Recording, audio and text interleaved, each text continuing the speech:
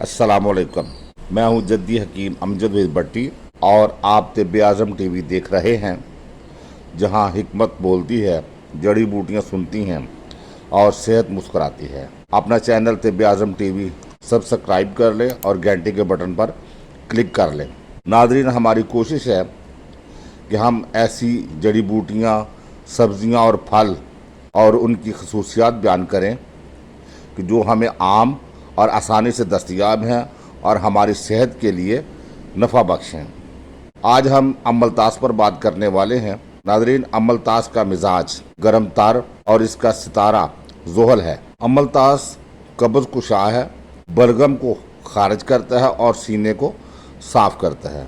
बंदिश हैज़ में फ़ायदेमंद है, जिगर और आंतों के सुद्दे खोलता है, मैदे की तजाबीत को एतदाल पर लाता है और पेट की ज़ायद चर्बी को पिघलाने में मुअस्सर पाया गया है। इसके साथ साथ जोड़ों के दर्द, जोड़ों की सोजिश को कम करता है और ज़ख्मों को जल्द भरने के लिए बतौर लेप इस्तेमाल किया जाता है।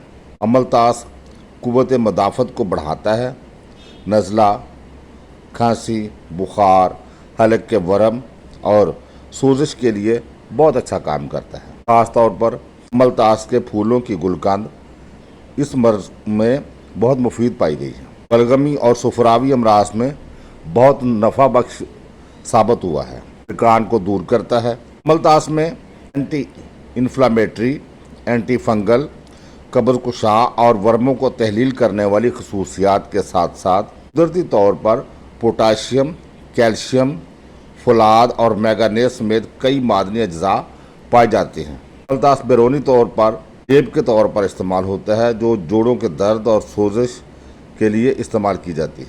अम्लतास की फलियाँ, गुद्दा, मगज़, छिलका, फूल, पत्ते, जड़, छाल और बीज बतौर दवा इस्तेमाल किए जाते हैं।